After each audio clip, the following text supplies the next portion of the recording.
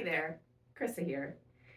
I'd like to talk to you today about one of my favorite, maybe one of my funniest figures from history. Now, this guy, he goes way back, the Bronze Age. Just out of the Stone Age, we're talking about 1500 BC. So the pyramids are about 1,000 years old, but Jesus Christ isn't going to come around for about another 1,500 years. Like that's what we're talking about. We're talking contemporaries are people like Hammurabi, um, Hatshepsut, Tutmos, Amos. We're talking the Mayans over in the Americas. We're talking the Shang Dynasty in China.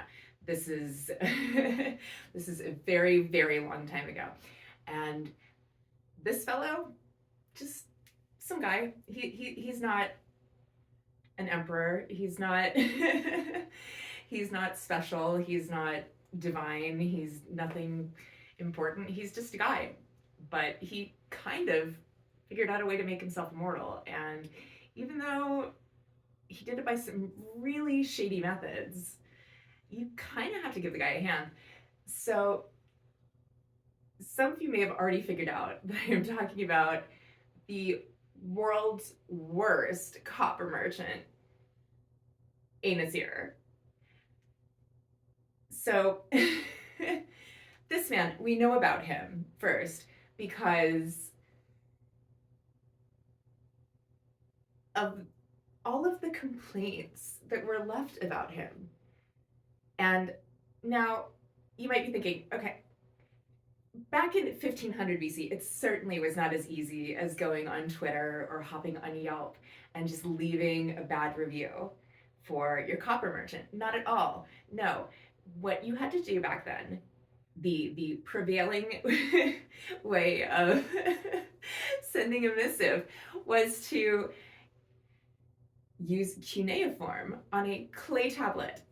So you, or more likely a literate scribe that you hired, had to press out a message, have it baked in an oven or under the hot sun, and then sent to this man to complain to him about his subpar quality product.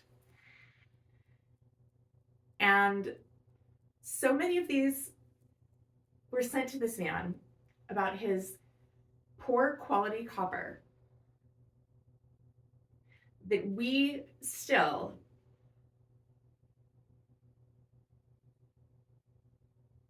how far down the line?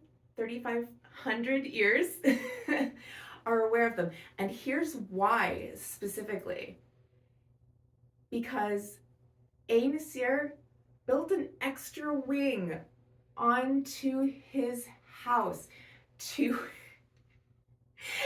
house all of these complaint tablets. He did not throw them away as he received them. He made no effort to distance himself from these bad reviews, as some people might, or even dispute them, do anything along these lines. No, this man actually enlarged his house so that he would have room to keep all of these complaints that he had amassed over time about what an absolute piss poor product he was providing. They actually recently released a study, apparently in an area where the average home was 70 meters squared. Nasir was rocking a 110 meters square house. So he had a home that was almost 50% larger than the average home in the area, just in order to to store complaints about himself. And he had amassed so many that long after his death, we are able to read about him and what a terrible person he was, what a terrible, shady merchant he was, and how many people complained about him.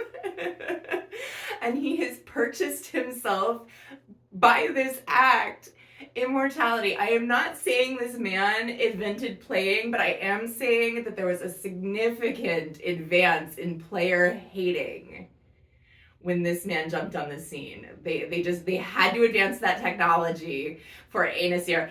We have to give it to the man. I think I could never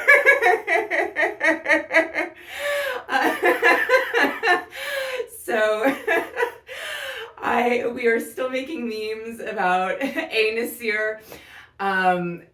Truly, back that far, we remember so few people. It is anonymity for almost everyone. But Anasir was so abjectly terrible at his job that to this day we remember Anasir, the copper merchant. And I think we all have to just appreciate how horrible and wonderful that is simultaneously. If you're going to do something, do it all the way.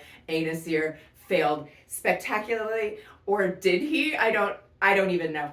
But he's a wonderful example of something, and I love his story and I wanted to share it. So that is one of the pieces of history that I just adore, and thank you so much for sharing it with me. Take care. You all have a wonderful day.